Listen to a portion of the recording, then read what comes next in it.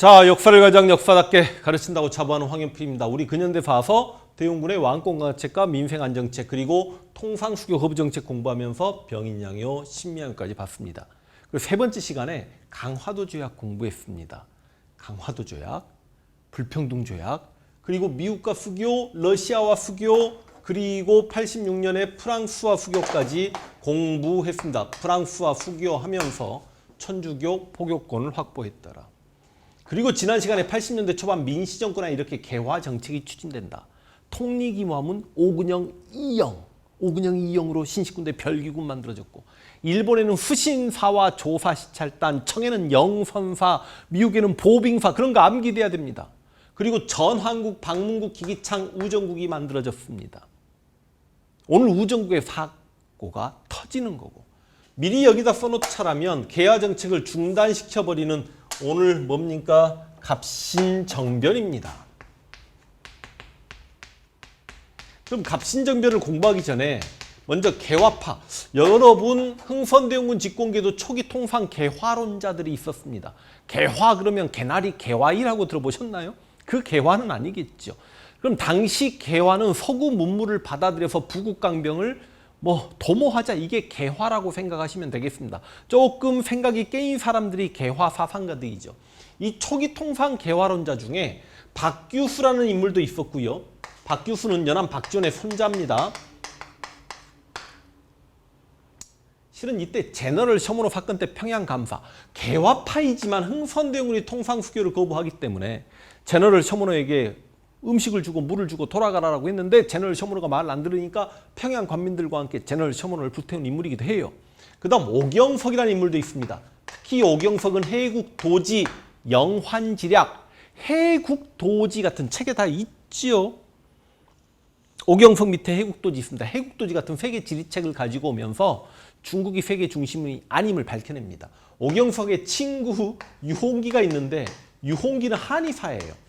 그러니까 여기는 통역관이고 여기는 한의사대야 보니까 신분적으로 중인입니다. 그러니까 중인이다 보니까 성리학적 신분질서 안에서 한계를 느꼈을 것이고, 그러다 보니까 개화 사상가가 된 거고, 이 유홍기는 한의사다 보니까 흰옷을 주로 입는데, 이 유홍기 집에서 김옥균, 박영효, 홍영식 등이 개화 사상을 공부했고, 방금 말씀드린 김옥균이나 박영효 등이 급진괴합하고 갑신정변의 주역이기 때문에 한때 백의정승이라는 별명을 가지고 있는 친구이기도 해요. 근데 일단 저들에 의해서 초기 통상 개화론이 시작되었다가 개화파가 둘로 쪼개집니다. 여러분, 뭐 때문에 둘로 쪼개질까요? 지금 이모군란 이후에 청의 내정 간섭을 받고 있습니다. 이모군란 기억나시죠? 청나라가 군대 몰고 와서 흥선대원군을 잡아가고 민씨는 다시 권력을 잡긴 했지만 청의 내정 간섭이 시작되었고, 마젠창, 멜렌도르프, 위안스카 이런 군사 고문들이 오고 막 했다. 기억나시죠? 마젠창은 재정고문, 멜렌도르프는 외교고문. 그런데 이 개화파가 청의 내정 간섭을 둘러싸고 둘로 쪼개집니다. 옹공개화파가 있고요, 급진개화파가 있어요. 이 옹공개화파는 청의 내정 간섭을 받고는 있지만 현재 고위 관료들입니다. 그래서 조금 민비랑 친한 사람들, 어떤 인물들이 있냐면 김홍집이라든지 김홍집, 김윤식, 어윤중 막 이런 친구들. 근데 진짜 일단 이 옹공개화파는 뭘로 시험에 잘 나오냐면, 이들은 청의 양무운동을 본받아서 동도 서기에 입각한 개화를 하자라고 합니다. 그러니까 청나라도 개화운동이 양무운동인데, 이건 중국이긴 합니다만 청나라 양무운동은 중체서용을 주장해요.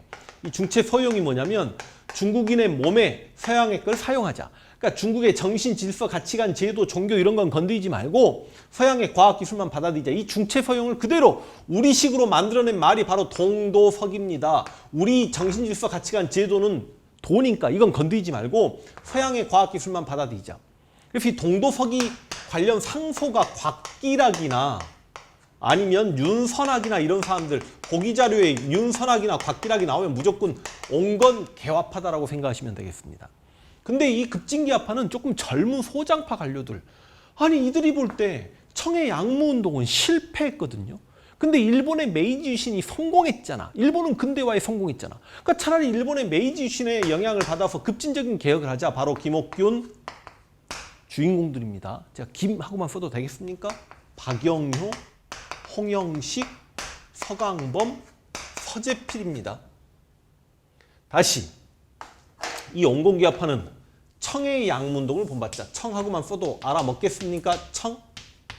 급진기아파는 일본의 메이지신의 영향을 받자. 일본의 문명개화론의 영향을 받자라고도 합니다. 둘 사이 안 좋죠.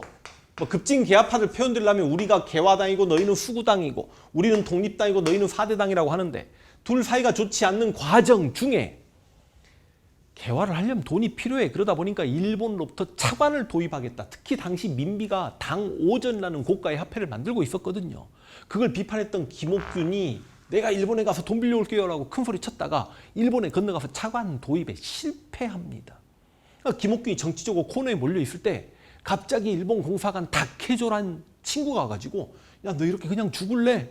우리 일본 공사관에 일본 경비병 700명 있지 않냐? 700명 빌려줄 테니까 쿠데타 해라. 그러니까 김옥균이 그 이야기 듣고 처음에는 짜증냅니다. 장난하니? 지금 용산에는 위안스카이가 청나라 병력 3,000을 주둔시키고 있는데 너희 일본군 병력 700명 빌려준다고 우리가 어떻게 청나라를 이긴단 말이냐. 그러니까 김옥균을 꼬드겼던 일본 공사관 다케조에가 껄껄껄 웃습니다. 옥균상 하면서 네가 뭔가 잘 모르나 본데 지금 베트남을 프랑스가 쳐들어왔다. 중국 청나라는 베트남도 정통적으로 자신들의 속국이라고 생각한다. 곧 청푸전쟁이 터질 거다. 청푸전쟁이 발발하면 조선에 있는 3,000 병력 중에 분명히 일부는 빠져나갈 것이다. 베트남으로. 아니나 다를까 베트남으로 1,500병력이 빠져나가는 거예요. 그러니까 우와 이거 기회잖아. 그래서 김옥균이 자기 친한 동생들 부른 겁니다. 박용효 엄청난 김옥균은 안동김 씨고 박용효는 철종의 사위입니다. 왕의 부마 왕의 사위야. 그 다음 홍영식은 아빠가 영의정이야. 서재필은 10년씩 급제자야. 조선 접수하자. 목숨 걸어야 돼. 콜한 거죠. 어디서 거사할까? 곧 우정국 개국 축하연이 열리니 사람들 많이 술 처먹을 거 아닌가. 그때 우정국에 불 지르고 온건기아파들 칼침 놓자. 권력을 잡자. 이게 바로 여러분 갑신년에 일어난 정치적 변란, 갑신정변인 겁니다. 갑신정변이에요.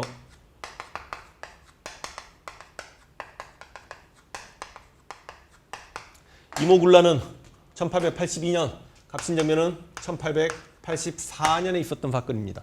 방금 배경을 다 설명했네. 배경을 이걸 써야 됩니까? 이해하시면 되지. 왜 이러나? 온건기아파와 급진기아파의 대립도 배경이에요. 그리고 김옥균이 일본으로부터 돈을 빌리러 갔다가 차관 도입 실패했다. 배경 다 있죠, 책에. 이것도 배경입니다. 그리고 일본 공사관의 지원 약속도 배경이고 청푸전쟁도 배경이죠. 배경은 어느 정도 이해를 하시면 되지. 끄덕끄덕. 됐나? 전개과정, 역시 전개과정도 선후관계가 시험에 나오는 게 아니라 이 전개과정을 공부하면서 이 문장들이 충분히 시험에 나올 수 있으니까요. 우정국에서 거사합니다. 혹여나 우리는 한능검이기 때문에 지도나 이런 걸로 보여주면서 우정국이 보이면 거의 19은 갑신정변 문제입니다. 우정국 개국 축하연 자리에서 거사했죠. 그래서 막 칼침 놉니다. 그래서 여기 민영익 같은 경우는 홍영식에게 칼침 막 이쪽 사람들에게 칼침 33방 막 맞고 그래요. 거사에서 죽일 사람들 다 죽이고. 근데 진짜 쿠데타 성공하려면 왕을 잡아야 되잖아. 왕이 창덕궁에서 잠을 자고 있었거든. 창덕궁이 너무 넓어서 일본 공사관에서 지원해준 경비병 700명 데리고는 창덕궁을 수비하기가 어려워요. 그러니까 작은 궁궐로 왕을 옮겨야 돼. 그래서 잠자고 있는 고종과 민비를 테이크아웃 해가지고 경우궁이라는 아주 작은 궁궐로 옮깁니다. 자, 온건기아파를 상당히 죽였고 급진기아파들이. 그리고 지금 고종까지 잡은 상태이기 때문에 이거 쿠데타 성공이지요. 그러다 보니까 자신감을 가지고 이들이 새벽까지 마라톤 회의를 해서 14개조 정강을 발표합니다. 바로 이 14개조 정강이 그렇게 시험에 잘 나오죠. 보기 자료에 막 주어집니다. 그렇다고 여러분들에게 14개를 다 암기하라고 할 건 아닙니까?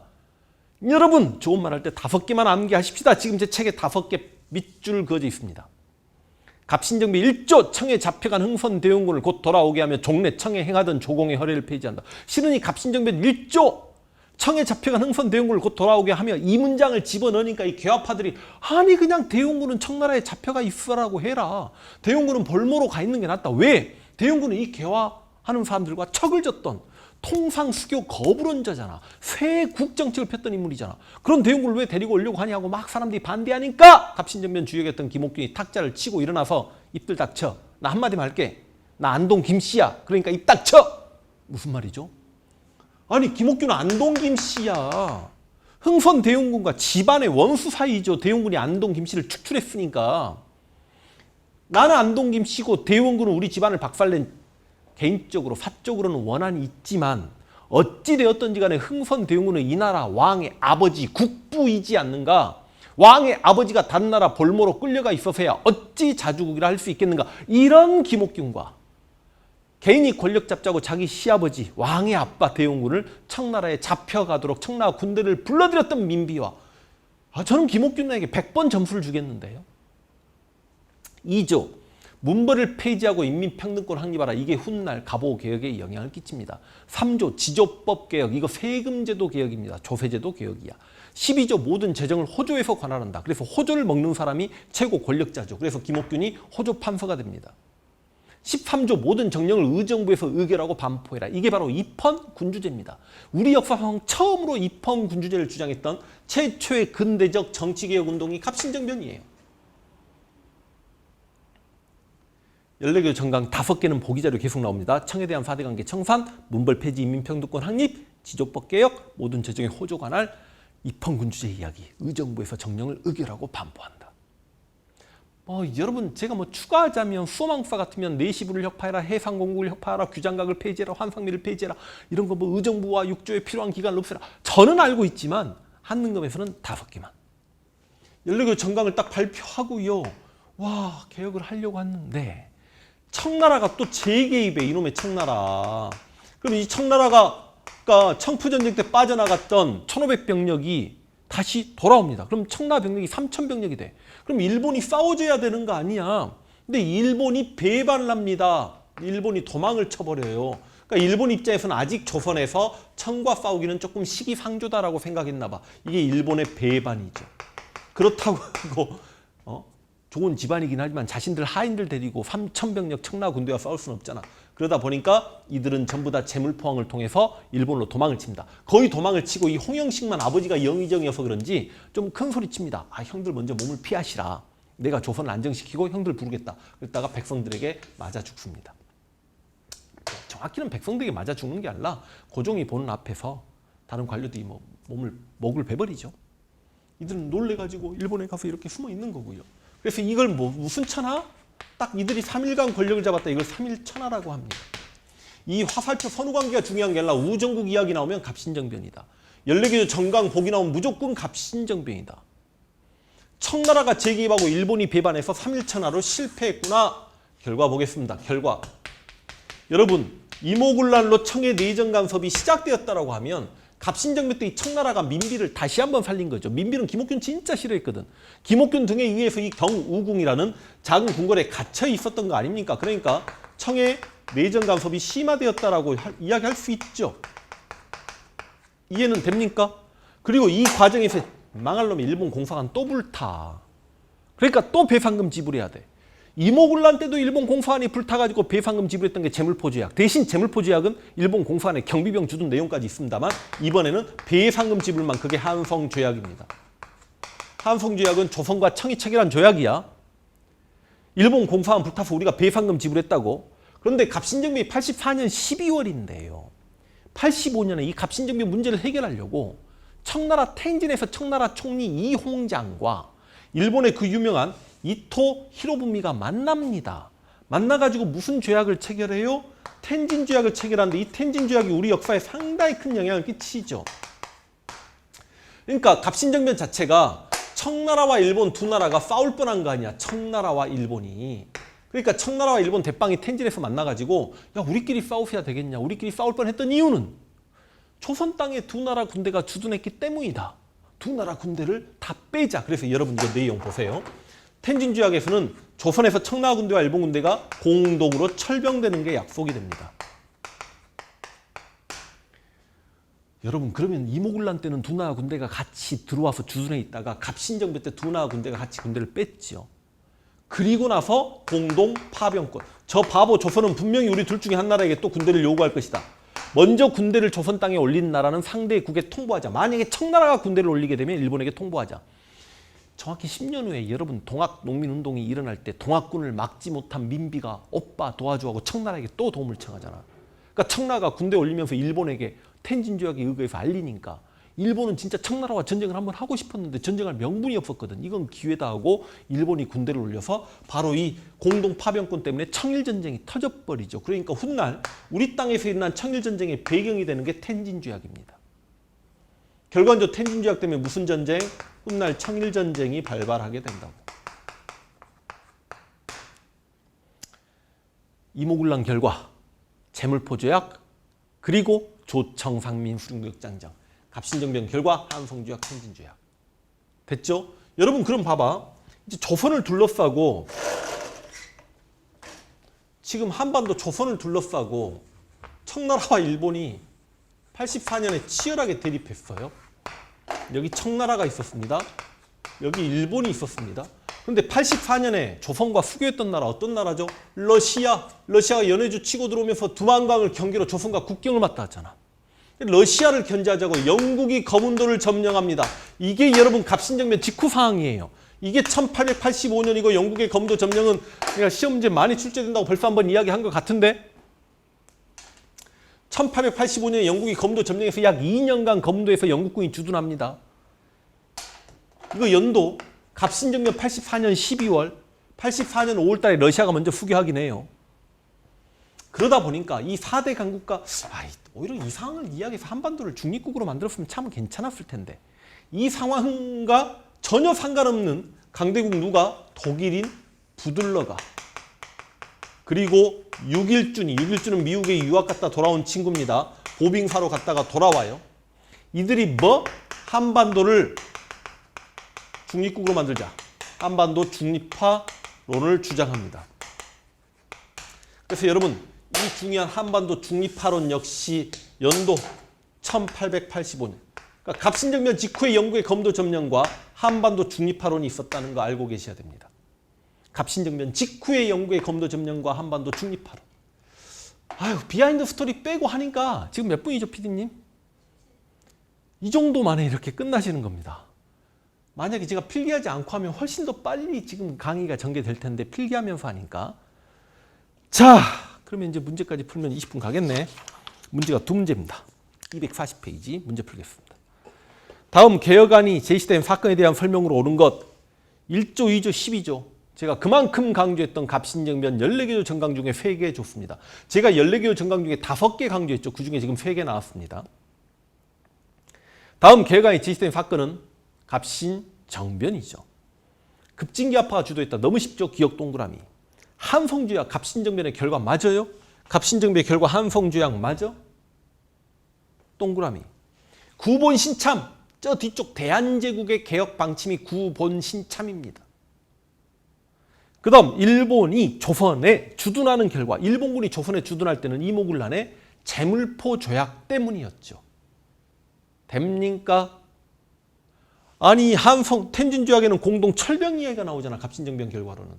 이모군란 결과 중에 제물포 조약 때 일본 공사관 불탄 것에 대해서 조선이 일본에게 배상금을 지불한과 동시에 일본 공사관에도 경비병 주둔한다. 알고 계실 겁니다. 241페이지 가사건. 또 갑신정변 정강 14개 중에 제가 중요하다는 5개가 보기에 실렸습니다. 그럼 이것은 개화당. 급진개화파를 개화당, 얘를 수구당이라고도 하니까. 개화당이 갑신정변 당시 발표한 개혁정강의 일부다. 그럼 가사건의 결과, 지금 갑신정변 결과 골라. 정답 또 한성조약 체결. 신식군대 별기군이 창설된 건 1880년대 초반 개화정책. 엄밀히 따지면 81년입니다. 갑신정변보다 3년 빠릅니다. 부산을 두고 세안구가 개항되었다. 이거는 강화도 조약 내용이죠. 부산과 원산과 인천을 개항한다. 기억나십니까? 김윤식이 청해 영선사로 파견된다. 이렇게 많이 기출된다니까요. 1881년 청해 무기제휴법 공부하러 갔던 영선사. 이들이 이모군란 때 조기 기육해서 나중에 서울에 만든 게 기기창. 그 다음 5번 개화정책을 총괄하는 통리기무하무는 80년대 초반 개화정책. 정확히 80년 12월에 만들어집니다. 그러니까 갑신정변의 결과를 골라라. 1번 쉽게 고를 수 있을 겁니다. 그러니까 여러분 80년대 초반 개화정책이 이렇게 선지로 많이 나온다는 거 알고 계셔야 됩니다. 오늘 시험에 역시 많이 기출되는 갑신, 정변 공부했고 다음 시간에 동학 농민운동으로 또 뜨겁게 만나겠습니다. 화이팅!